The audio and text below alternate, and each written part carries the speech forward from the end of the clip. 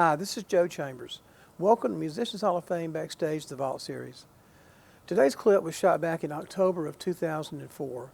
I went over to my close friend's house, Steve Wariner, and we talked about his friendship, my friendship with Chet Atkins. And of course, when that happens, you talk about, you hate it when they pass away, but it happens. And we got to talking about Steve being asked to perform at not only Chet's funeral, but Dottie West, who he played for, got his start playing with Dottie West, actually, and Roger Miller. And he talks about what it was like, the challenge of just keeping it together when you do something like that. A lot of people think that these people are kind of like machines, but they're human. Hope you enjoy it. If you do, be sure to hit like, subscribe, and the notification bell so you don't miss any of our new content. Once again, my great friend Steve Wariner talking about Chet Atkins, Dottie West, and Roger Miller. They asked me to sing at Dottie West's funeral, and actually I played at Chet's funeral. I played, I didn't sing, I just played. If I had to sing at Chet's funeral, I couldn't have made it through, but I played a piece, and my tears were hitting my guitar strings. I know it was you and Paul Yandell and Vince, yeah. They asked me to do that, and I told them, I said, well, I told Leona asked me to do it, and I said, well, Leona, I'll do anything you want me to do. I'm glad you're asking me to play because I don't think I could sing. I did sing at Dottie West's funeral. The family, the night before the funeral, they asked me to. I was hoping they wouldn't, to be quite honest, because I didn't know I could make it. And I told the family, I said, I don't know if I can make it. I'm honored that you would ask me, but they asked me if I'd sing Amazing Grace, and I said, well, I'm honored, but I'll just be honest with you.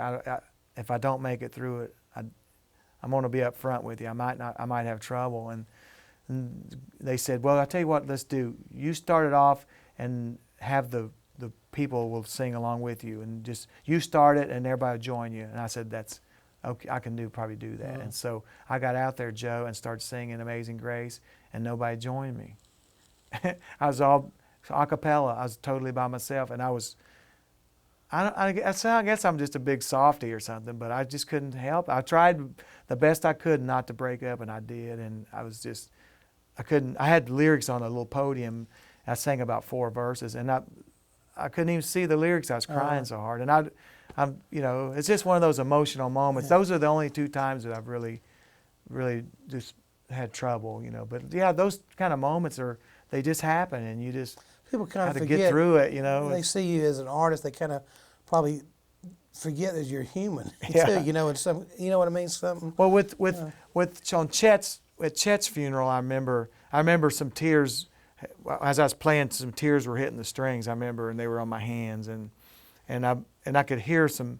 Vince was here, and Paul, who was really close with Chet, and Vince too, and I could hear them kind of a little bit. And when I walked back to my seat, I looked over, and James Burton was sitting. Mm-hmm.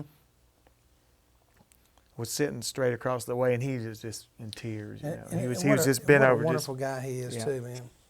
He worshipped Chet too. We don't ever have a conversation we don't talk about. Yeah, he did. I know he did, and he just kind of looked at me and smiled, and he just had tears in his eyes, So, but the whole room was that way. I mean, there was who's who was there.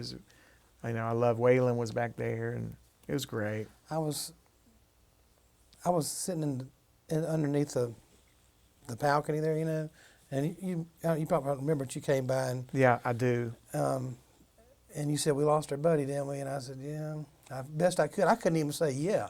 I was sitting back there going, I just didn't know how y'all did it. It was so cool. Leona let me take Chet's. I was over there as soon as I was in New York when he died, and I just had got there. We just had got to New York, and I'd been in Washington for a few days, and we took a train to New York, and I just had got to our hotel, and we spent the night. And the next morning I woke up, and Karen came in and woke me up and told me. I had seen Chet about a week before, and I knew, honestly, I thought it was imminent because he was really, really not well, and I thought it would be close. But Karen woke me up and said, "Well, it happened. He died this morning."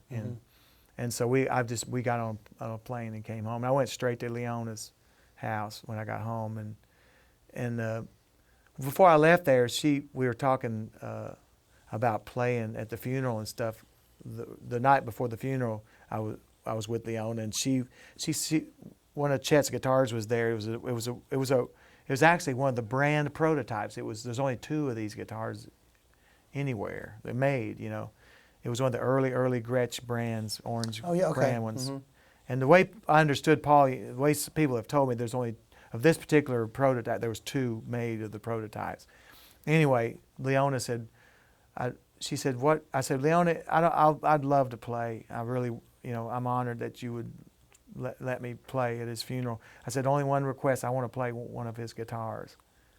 And she smiled and she said, "Any guitar you want to play, you can play." So I picked that Gretsch up, and I took it and I said, "Well, I'll play this one." And she said, "Take it with you. You can play it." So I took it with me home that night, and I sat up almost all night. I couldn't sleep, you know.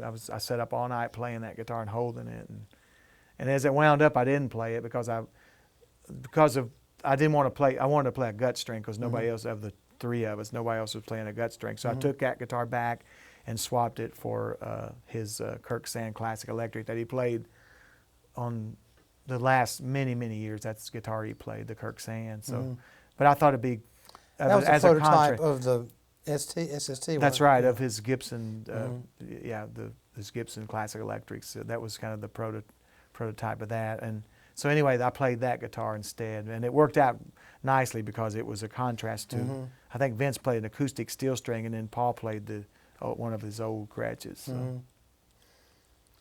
Anyway, Chet called me once. Roger Miller passed away, and Chet called me to. Actually, I had lunch with Chet and Roger Miller not long before Roger passed. He had throat cancer, and so he passed, and Chet called me and said, "I'm going to go down and sing at Roger Miller's memorial service, and would you go sing Amazing Grace? I'm going to play it, and you can sing a verse of Amazing Grace." And I go, "I'd be honored." So we went down to Ryman, and it was a beautiful service where one minute you're laughing, one minute you're crying. It was just it was a great celebration of the great Roger Miller's life is what it was, and just beautiful, the most incredible service I've ever been to. But we're on stage, and it was one of the tender moments, and Chet was playing. He has classical guitar playing Amazing Grace, and it was beautiful. And it came up to the point where I was going to sing, and it was who's who in the audience. And then Chet played it, and then he modulated, and he would come up to the verse that I sang, and Amazing Grace. I shut my eyes, and Chet's playing beautiful chords. How sweet the sound. And he's playing these beautiful passage chords, and I hear, and I hear it, I'm like, and I go, "What is that?" And I kind of hear it. I hear, "Oh," and I look, and it's Waylon Jennings. He's right at my feet at the end of the stage, and he, let me bless his heart, it was just killing him, you know. He loved Roger, of course, and he just was. And lost it, you know, and he was just such a tender-hearted guy, Waylon was, you know, and I was thinking, who is that? And I looked, and it was Waylon, you know.